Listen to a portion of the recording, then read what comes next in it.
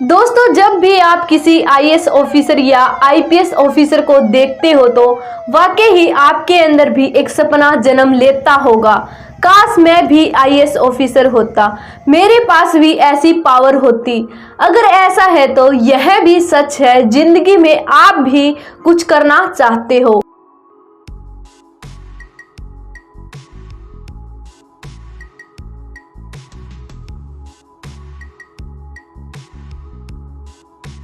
नमस्कार दोस्तों, इस वीडियो में हम जानेंगे कि आप एक आईएएस ऑफिसर कैसे बन सकते हो।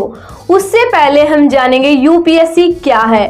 यूपीएससी यानी union public service commission, Hindi में इसको संघ लोक सेवा आयोग के नाम से जानते हैं। आईएएस, आईपीएस, आईआरएस, आईएफएस जैसे पदों पर भर्तियां यूपीएससी के द्वारा ही करवाई जाती हैं। यूपीएससी क्लियर करने के लिए क्वालिफिकेशन में आपके पास ग्रेजुएट डिग्री होनी चाहिए। वहीं नंबर ऑफ अटेम्प्ट की बात करें तो जनरल कैटेगरी के उम्मीदवारों को 32 साल की उम्र तक 6 अटेम्प्ट मिलते हैं। वहीं ओबीसी वर्ग के उम्मीदवारों को 35 साल की उम्र तक 9 अटेम्प्ट मिलते हैं और 80-ST वर्ग के उम्मीदवारों को 37 साल की उम्र तक अटेम्प्ट मिलते हैं। यूपीएससी एग्जाम 3 चरणों में होता है: प्रारंभिक परीक्षा, मुख्य परीक्षा, साक्षात्कार, pre exam, main exam, interview. सबसे पहले हम जानेंगे प्री एग्जाम के बारे में।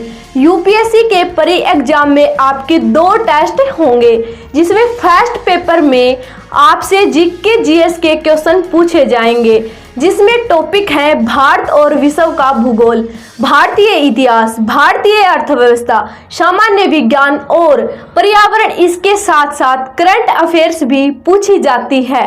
सेकंड पेपर, जिसको हम सीसेट भी कहते हैं, यह केवल 33% से क्वालिफाई करना होता है। इसमें आपसे मैथ, रीजनिंग, सामान्य मानसिक योग्यता, निर्णय एवं समस्या समाधान से आपसे क्वेश्चन पूछे जाते हैं। प्री एग्जाम क्वालिफाई करने के बाद ही आप मेन एग्जाम में अवेलेबल होंगे। मेन एग्जाम में आपको 9 पेपर देने होंगे। पहला पेपर आपका निबंध, जो 250 अंक का होगा। दूसरा, तीसरा, चौथा, पांचवा, ये 4 पेपर आपके जीके जीएस के होंगे। यह प्रत्येक पेपर 250 अंक के होंगे। छठा, सातवां पेपर आपका ऑप्शनल पेपर होता है। इनमें आपके पास आपकी मनपसंद चॉइस होती है कि आप कौन से विषय में एग्जाम देना चाहते हो। 2 पेपर आपके लैंग्वेज के होते हैं, एक इंग्लिश का जो क्वालिफाई करना होता है। 9वां पेपर आपका हिंदी भाषा या संविधान की 8वीं अनुसूची की कोई भाषा से होता है। ये एग्जाम भी क्वालिफाई करना होता है। अब हम करेंगे तीसरा चरण। तीसरे चरण में आपका इंटरव्यू होता है और इंटरव्यू 275 अंक का होता है। यह 275 अंक आपकी मेरिट लिस्ट में जोड़े जाते हैं।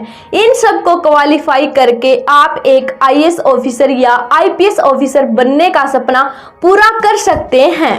तो दोस्तों, जानकारी आपको कैसी लगी कमेंट बॉक्स में जरूर बताना और ऐसी जानकारी देखने के लिए हमारे चैनल को जरूर सब्सक्राइब करें।